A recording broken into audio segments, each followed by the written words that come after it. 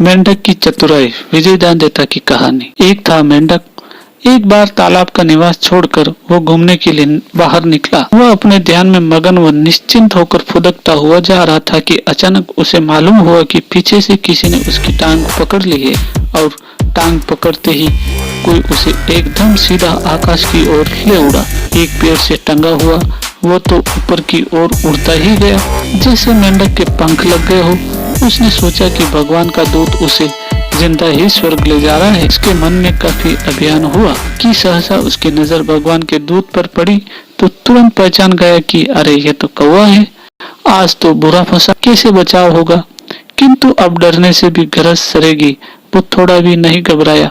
मरने से तो अधिक हानि नहीं, कुछ न कुछ उपाय सोचना चाहिए। उड़ते उड़ते वो कौवा मेंढक को खाने के लिए एक बड़ी शिला पर आकर बैठा, क्योंकि उड़ते उड़ते खा सकना संभव नहीं था। बड़े पत्थर पर मेंढक को उतारने के बाद उसे मारने की खातिर चोंच का प्रहार करने वाला था कि मेंढक जोर से हंसा। मेंढक का इस प्रकार खिलखिल हंसना देख कौवे को बड़ा आश्चर्य हुआ। मरने के दुखद वेला यह हंसना कैसा? कौवे ने उससे पूछा, बात क्या है? इस प्रकार खिलखिल हंसे क्यों जा रहा है? तब मेंढक ने पूर्ण संयत स्वर में उत्तर दिया, यहाँ मेरा अजीज मित्र सांप रहता है। सच ही तुम मुझे बहुत ही बढ़िया जगह पर लाया। मुझे मारने के पहले ही वो तुझे खा जाएगा। मौत मेरी नहीं तेरी आई है, इस कारण मुझे बरबस हंसी छूट गई। मेंढक की बात सुनकर कौवा डरा। उसने उसी क्षण मेंढक की टांग पकड़ ली और वहां से उड़ा। उड़ते उड़ते वो एक पेड़ पर आकर बैठा। एक बड़ी डाल पर रखने के बाद चोंच का प्रहार करने ही वाला था कि मेंढक फिर खिलखिल हंसा। कौवे का तो दिल ही बैठ गया। कैसा पगला मेंढक है, सो मरने के समय रोने के बजाय हंस रहा है। शैतान कहेगा। पूछा, अरे बावले, यूं बार बार हंस क्यों रहा है? इस बार क्या बात हुई? मौत के सामने हंसते हुए तुम तुझे ही देखा। मेंढक ने हंसते हंसते ही जवाब दिया, मौत मेरी नहीं तुम्हारी आई है। यहाँ मेरी धर्म बहन एक बिल्ली रहती है। तू जरा मुझ पर चोंच का प्रहार करके तो देख, फिर तेरी क्या गत बिगड़ती है। इस बुरी कदर मारेगी कि फिर सपने में भी किसी मेंढक को पकड़ने की हिम्मत नहीं करेगा। मेंढक की ये बात सुनकर कौवा बेहद डरा। चोंच में मेंढक की टांग दबाकर वहां से उड़ा। उड़ते उड़ते वो भैरू जी के चबूतरे पर आकर बैठा। भैरू जी की मूर्ति के सामने मेंढक को पटक उस पर चोंच मारने वाला ही था कि मेंढक फिर भी खिलखिल हंसा। इस बार कौवे ने भी हल्की सी मुस्कान के साथ पूछा, पगले, अब यहाँ तुझे बचाने वाला कौन है? तू हंसा तो हंसा ही क्यों? तुझ पर मौत मंडरा रही है और तू बावले की तरह हंस रहा है। मेंढक ने उसी निर्दयता पूर्वक दृढ़ता के स्वर में जवाब दिया, मौत मुझ पर नहीं तुझ पर मंडरा रही है। मुझे इसी काल भैरव का इष्ट है।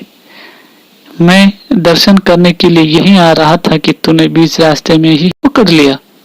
बिना दर्शन किए पानी का घूंट तक नहीं पीता। संयोग से तू खुद ही मुझे यहाँ ले आया। अपने इष्ट के ऐसे चमत्कार का तो आज ही पता चला।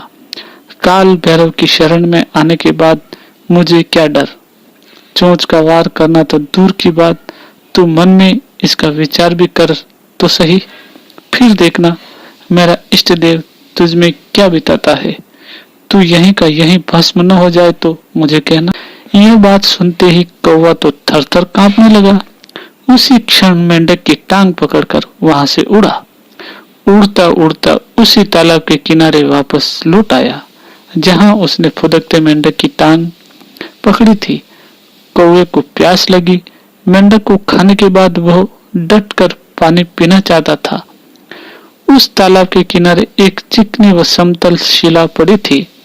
कौवे ने मेंढक को शिला पर पटक उसे खाने के लिए चोंच का प्रहार करने की चेष्टा की, पर इस बार मेंढक कतई नहीं हंसा। तब कौवे ने पूछा, शायद यहाँ तेरा कोई भी हिमायती नहीं है। यदि कोई हिमायती होता तो तू हंसता जरूर। मेंढक ने उदास मुंह करके धीमे स्वर में जवाब दिया, तुम मुझे बिल्कुल ठीक कह रहे हो। यहाँ मुझे बचाने वाला कोई नहीं। अब मुझे निश्चित होकर खा सकते हो, किंतु मारने के पहले मुझ पर थोड़ी सी दया करें तो आपकी बड़ी मेहरबानी होगी। आपकी चोंच बहुत ही मोटी है, मुझे मरते हुए तकलीफ होगी। यदि आप चोंच को पानी में भिगोकर इस शिला पर घिस डाले तो वो एकदम तीखी हो जाएगी। मुझे मरते हुए तकलीफ नहीं होगी। फिर आपकी जैसी मर्जी, मुझे तो मरना है ही, चाहे दुख से मरूं या चाहे सुख से। मैंने 3 बार आपके प्राण बचाए, यदि बदले में इतनी से दया कर दे तो मैं मरता हुआ भी आपको आशीष दूंगा। कौवे ने सोचा कि इसमें क्या हानि, चोंच तेज कर लूं तो मेरा क्या बिगड़ता है। बेचारे की बात रह जाएगी और मेरी भूख मिट जाएगी। मेंढक की तरफ आंख की पुतली घुमाकर बोला, पानी में भिगोकर अभी इसी शिला पर चोंच भाले के समान तेज करता हूँ। तू डर मत, यहीं बैठे रहना, इधर उधर मत फुदकना, अभी वापस आया। मेंढक कहने लगा, इधर उधर फुदक कर मुझे कहाँ जाना है।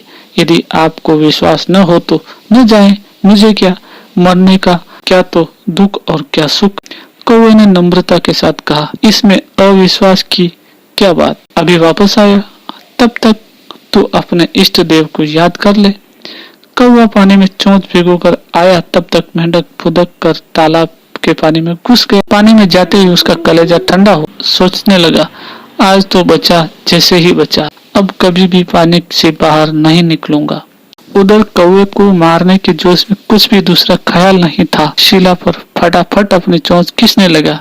जब चोंच काफी तेज हुई तो मेंढक पर प्रहार करने के लिए गर्दन ऊंची की, पर शिला पर मेंढक कहीं नजर नहीं आया। कौवे ने इधर उधर देखा, मेंढक की छाया तक नहीं। तब कौवे ने मेंढक को आवाज लगाते हुए पुकारा, तू कहाँ गया रे? देख, तेरे सुख की खातिर मैं चोंच कितनी तेज करके लाया, भाले की नोक के समय, जहां से भी हो जल्दी आ। मेंढक पानी के अंदर ही से टर टर करते हुए बोला, चोंच से भी तेरी बुद्धि कहीं ज्यादा फूटी है, पहले उसे तेज करके ला, फिर मुझे मारने की युक्ति सोच। कौवा मेंढक का जवाब सुनकर बड़ा लज्जित हुआ, मुंह नीचा करके वहां से उड़ गया। धैर्य और दृढ़ता के बल पर मेंढक ने सिर पर आई हुई मौत से भी अपना बचाव कर लिया। कहानी समाप्त।